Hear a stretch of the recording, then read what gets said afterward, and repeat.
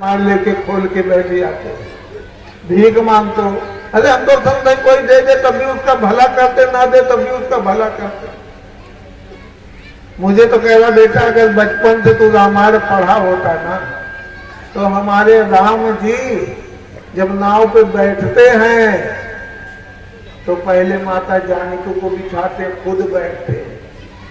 तो तू रामायण पढ़ा होता तो पहले अपनी पत्नी को बिठा के फिर तू बैठता, क्योंकि रामायण में लिखा है राम सखा तव नाव मंगाई, दिया चढ़ाए चढ़े रघुराई। राम सखा तव नाव मंगाई, राम सखा तव नाव मंगाई,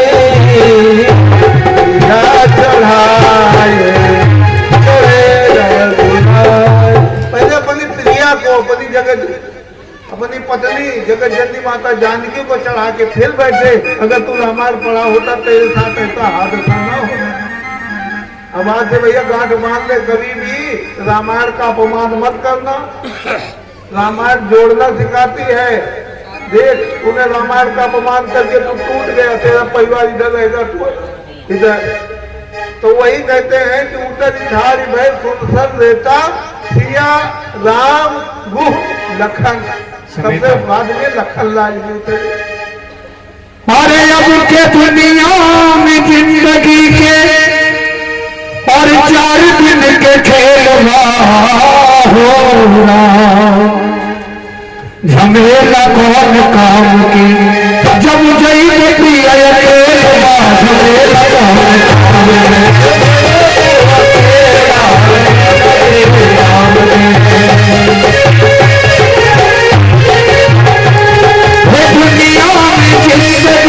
दुनिया में जिंदगी के 4 दिन के खेल झमेला कौन काम की, जई प्रिय झमेला कौन काम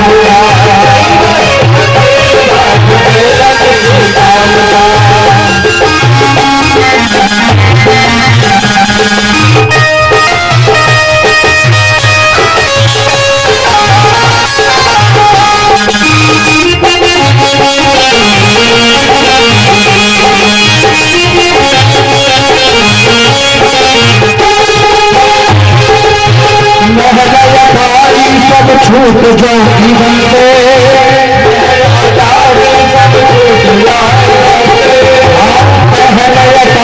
सब छूट जाती बंदे, सब छूट जाती बंदे, हर तन से पंछी निकल जाएगा बंदे, पंछी निकल जाएगा बंदे, वो छूट जाएगी गाड़ी हो छूट जाएगी गाड़ी, अरे छूट जाएगी गाड़ी, तूफान में मेरा कौन काम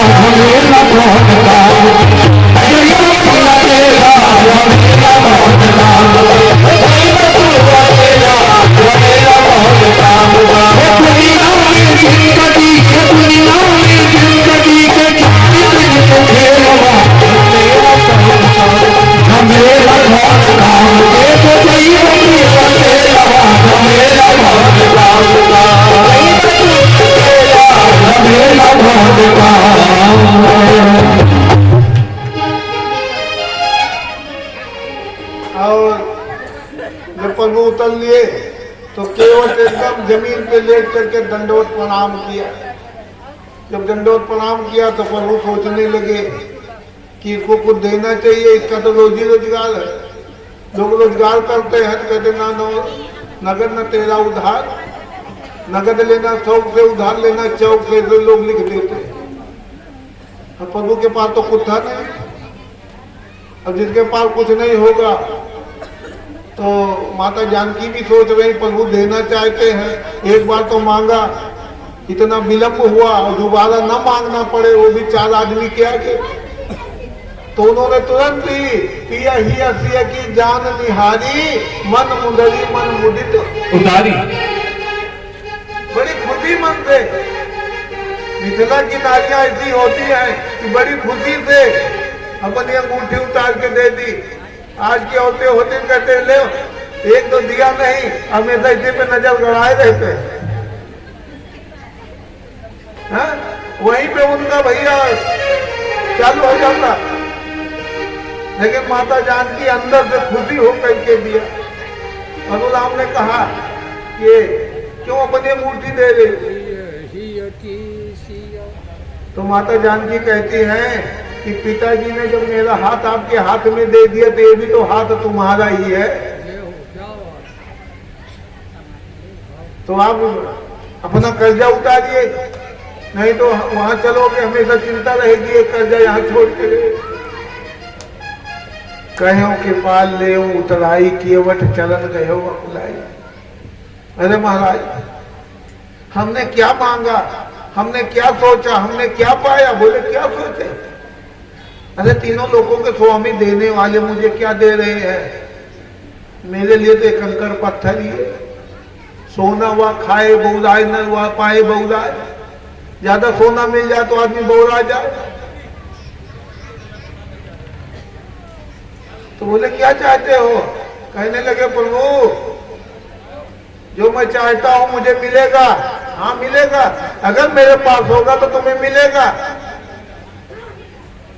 केवट चरण गया कुलाई, लपक के पैर पकड़ लिया, मुझे तो पैर चाहिए। उन पैरों को मैं चाहता हूँ, उन पैरों को मैं धोया हूँ जो मिथिला नरेश ने अपने हाथों से भगवान के चरण कमलों को धोया था। तो मैं नीच आदमी कहाँ वहां मौका मिलता, बड़े बड़े उनका ध्यान नहीं कर पाते। आज भगवान ने मुझे मौका दे दिया, पैर धोने को मिला। और पैर धोते हैं जनक जी तो अंगूठी जेवर समेत अपनी कन्या प्रदान करते हैं। अब मैं कैसा नीच हूं कि पैर भी धोऊं, कुछ दूं नहीं बल्कि तो कुछ ले लूं। तो भगवान कहने लगे कैसे काम चलेगा? बोले अब तो चरण पकड़ लिया, चरण पकड़ लिया तो मेरा तो कल्याण ही कल्याण है प्रभु। अब मैं तो उसी दिन बहुत कुछ पा गया कि जब मैं नाव नहीं ला रहा था, मांगी नाव न केवट आना, कि जो खुद ही मांग रहा है वो दूसरे क्या देगा। हमने तो उसी समय सोच लिया क्या मांगे, जो खुद ही मुझसे मांग रहा है तो उसे मैं क्या मांगू। प्रभु ने कहा नहीं ले लो। बोले वैदेही तुम दे दो। अरे बोले माई काहे को, आप सुहाग होती हो, मैं कैसा बालक कि सुहाग की निशानी। बहुत कोशिश किया, केवट नहीं लिया। अब प्रभु राम ने वो अंगूठी जानकी को वापस नहीं की, खुद पहन लिया अंगूठी। अब आप सबको पता है कि वही अंगूठी भगवान को पता था कि हनुमान जी खोजने जाएंगे तो ये अंगूठी सीता की अंगूठी जब सीता के पास जाएगी तो सीता पहचान लेगी। हाँ तो कहने लगे ऐसे तुझे खाली हाथ, कहते नाथ आज मैं काह न पावा। अरे उद्धार कर दिया परिवार का। ये नाव किसकी है? बोले नाव तो तुम्हारी है केवल। बोले नाव किसकी पार हुई? तुम्हारी। तुम्हारी भी तो कह रहा हूं कि आपकी कृपा से मेरी जीवन रूपी नाव पार हो गई। तो खुद तो ले लो। लूंगा महाराज। कब लोगे? फिरती बार मोहि जो देवा, सो प्रसाद में सिर धर ले। प्रसाद चाहिए। आज के हिसाब से नहीं। प्रसाद कोई पेट भरने की चीज नहीं। प्रसाद तो इतना सा मिले, थोड़ा सा मुंह में डालो, थोड़ा माथे लगाओ, थोड़ा अपने पेट पे लगाओ, हो गया कल्याण प्रसाद। तो प्रसाद जो है मैं लूंगा आपसे। कब? अभी तो आप गंगा पे पहुंचे हो प्रभु, अभी तो आपको लंका तक जाना है। जब पूरी कथा पूरी होगी तभी तो प्रसाद मिलता है। तो तू इंतजार करेगा? अरे सरकार 14 साल आप रहोगे तो हमारा मन तो आपके साथ ही रहेगा। जब मन मेरा वहां रहेगा तो यहाँ क्या कर, अब क्या सुख कुछ भी तो नहीं। अब प्रभु जब 14 वर्ष वनवास में रहे, अब केवट रोज अपनी नाव की मरम्मत करता, मेरे ठाकुर साहब आएंगे, ठाकुर साहब आएंगे, मेरे सरकार आएंगे। लेकिन संजोग देखो कि लंकापुरी में केवल 1-2 दिन रह गया। अब जाने में कितना समय लगा, पैदल आने में कितना समय लगे। हनुमान जी भी थे, उनसे कह देते भैया पीठ पे बिठाओ, लेकिन माता जानकी ने कहा कि मैं किसी भी पर पुरुष को अपनी मर्जी से कभी स्पर्श नहीं करूंगा।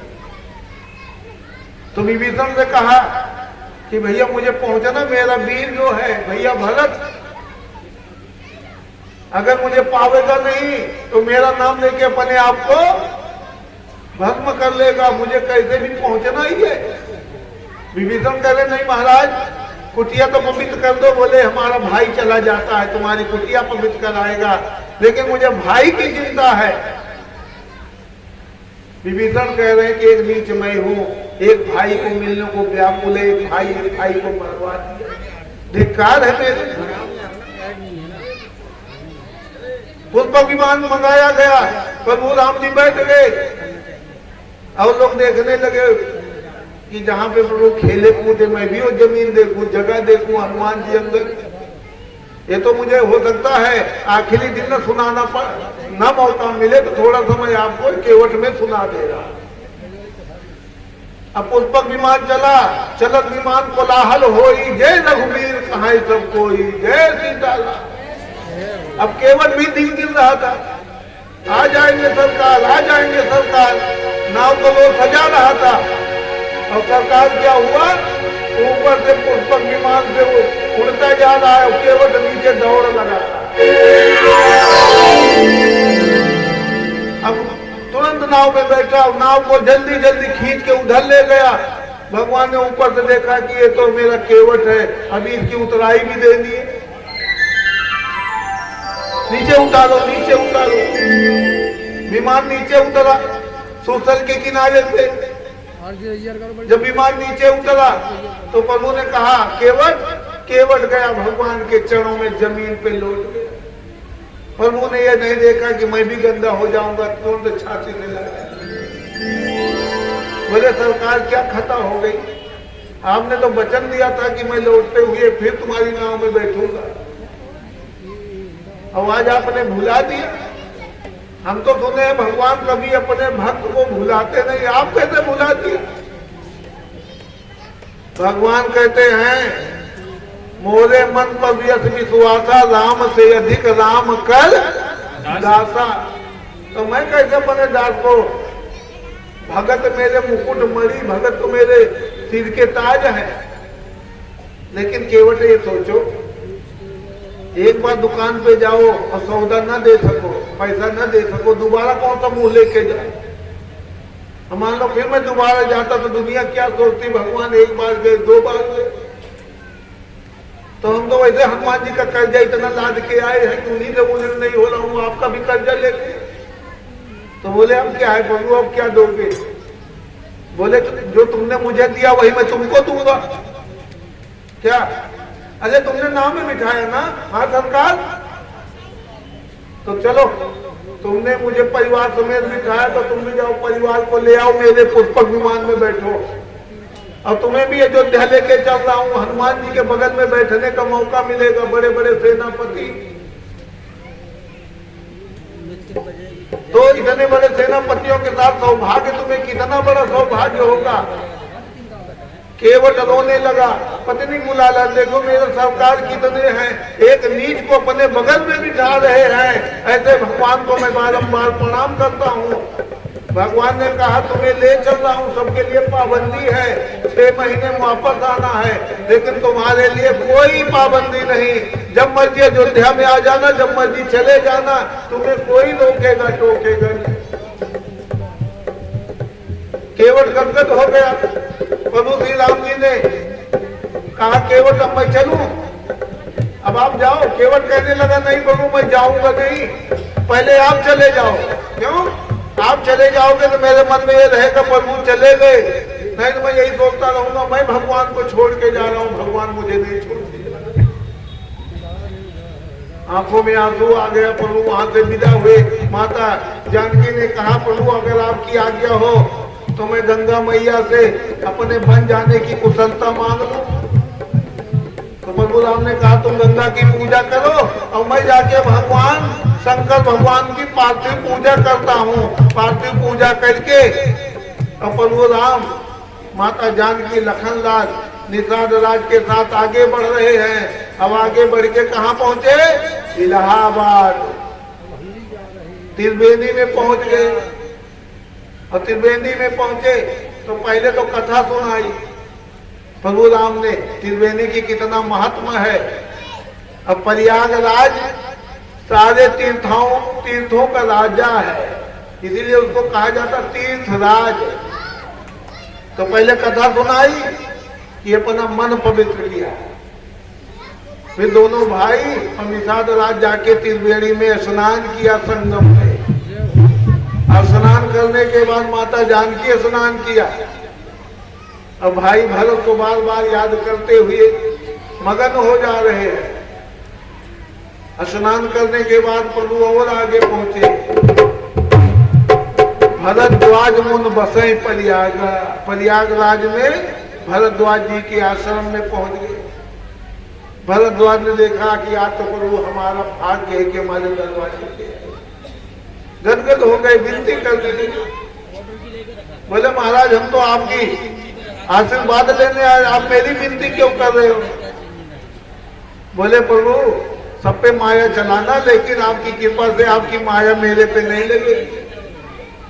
हमारे लिए तो पूरा ब्रह्मांड आंवले के फल के समान है। आप भी तीनों लोग को हम पे कृपा करने के लिए अयोध्या का राज छोड़ के यहाँ पे आए। बड़ी विनती की, रात भर वहीं रहे। सवेरे हुआ, कहने लगे अब आपकी आज्ञा हो तो मैं आगे जाऊं। तो बोले मैं कैसे कहूं, मेरे दिल से भगवान जाए, लेकिन आपको लीला कर दी है। तो बोले महाराज, तो बोले मेरे पास तो है रास्ता दिखाने वाले, उनको बुला देता। अब एक को बुलाया तो 50 आ गए। तो यहाँ रास्ता बताने वाले 50 ही होते हैं, सही रास्ता बताने वाले 1 ही 2 मिलते। भगवान की कृपा हुई, जिनका बड़ा भाग्य था वो 2 प्रभु को लेकर के फिर आगे बढ़े। काफी दूर जाके फिर प्रभु राम ने कहा कि अब तुम बहुत दूर आ गए हो, आप आश्रम में जाओ, गुरुदेव आपकी बाट जो रहे हैं। वहां से आगे चले तो जमुना पहुंचे।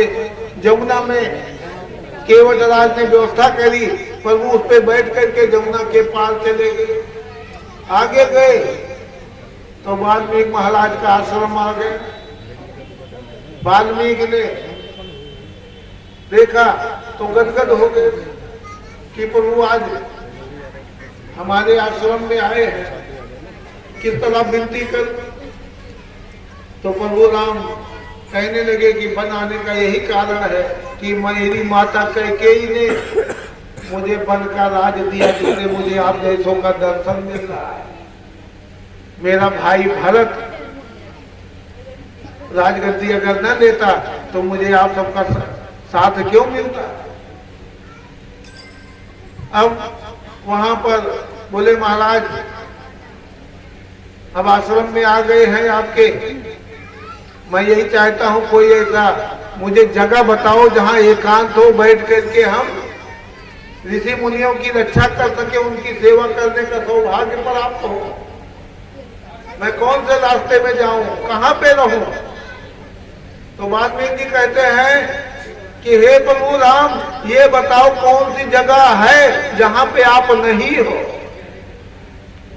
आप कह रहे हो मैं कहां पे रहूं, तो कौन सी ऐसी जगह है जहां पे आप नहीं हो।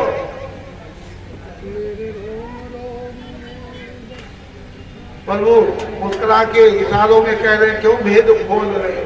आपके चेले भी बैठे, शिष्य भी बैठे, वो क्या सोच रहे।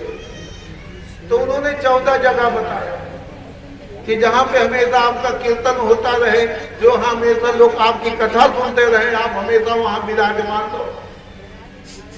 जहां पे गौ ब्राह्मण की इज्जत हो, उनकी रक्षा होती हो, और संत महात्मा आते हैं, ऐसी जगह पे भी प्रभु आप रहो। तुम्हें छाड़ दूसर गति नाही, राम बसों तिनके मन माही। जिनको केवल आप ही सहारा हो, आप उनके दिल में बसिए महाराज। आपकी ये भी जगह होना चाहिए। अनेक रास्ता दिखाने के बाद में कहने लगे कि प्रभु अब आगे चित्रकूट है, और चित्रकूट के बगल में ही अत्रि महाराज का आश्रम है, और जिनकी प्राण प्रिया, जिनका नाम अनुसुईया है, जिनके पति चित्रकूट से स्नान करने के लिए प्रयागराज रोज पैदल जाते थे। अब पैदल जाते थे तो देर भी हो जाती थी, पैरों में कांटे भी लगे जाते थे, छिल जाता था। तो पतिव्रता अनुसुईया ने अपने तप बल से गंगा जी के धार को लाके चित्रकूट में पहुंचाया, जिसको हम मंदाकिनी कहते हैं। तो मंदाकिनी का तट रहेगा, अब कामतगिरी पर्वत रहेगा। प्रभु यहाँ पे वास कीजिए, अब आपके वास करने से हम लोग सुखी हो जाएंगे।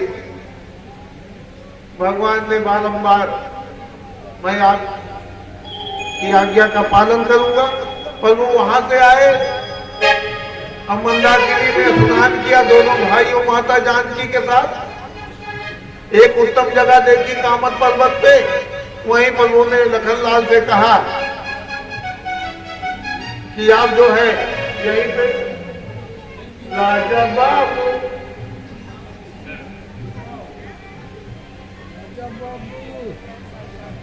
बोलो बबुआ।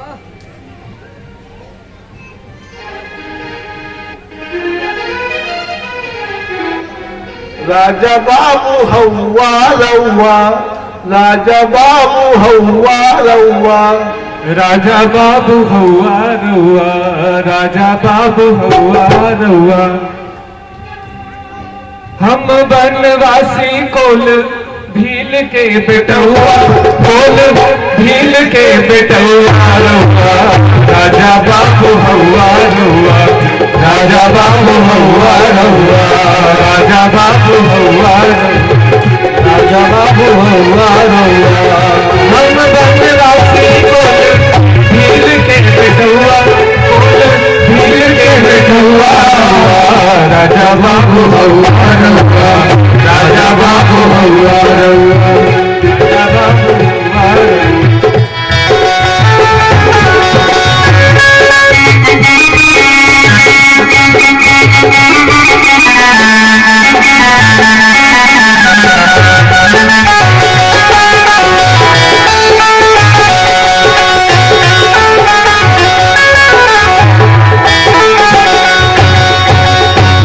बनवासी लोग नाही बानी तोहरा जोग, हम बनवासी लोग नाही बानी तोहरा जोग, हम बनवासी लोग नाही बानी तोहरा जोग, हम बनवासी लोग नाही बानी तेरा जोग। मन रीत कैला, मन रीत कैला, देख के सब पालवा, राजा बाबू राजा बाबू राजा बाबू राजा बाबू। हम बनवासी लोग भील के बेटुआ, फूल भील के बेटुआ, राजा बाबू राजा बाबू राजा बाबू राजा बाबू का खिलाए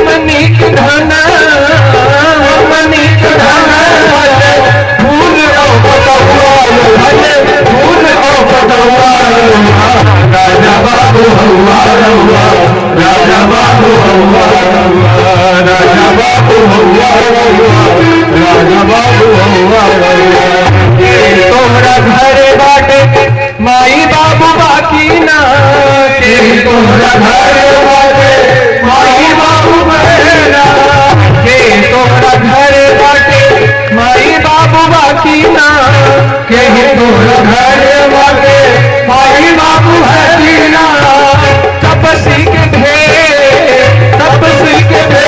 तोरा लाग का बनौआ तोरा लाग का बनौआ राजा बाबू हौला रहुआ राजा बाबू हौला रहुआ राजा बाबू हौला रहुआ राजा बाबू हौला चला हमरे घर रहा चलवा की न किछु कहा चल हम घरे रहा चलवा की न किछु कहा चला हमरे घरे रहा चलवा की न किछु कहा चला हमरे घरे रहा चलवा की न किछु कहा मर्जी बात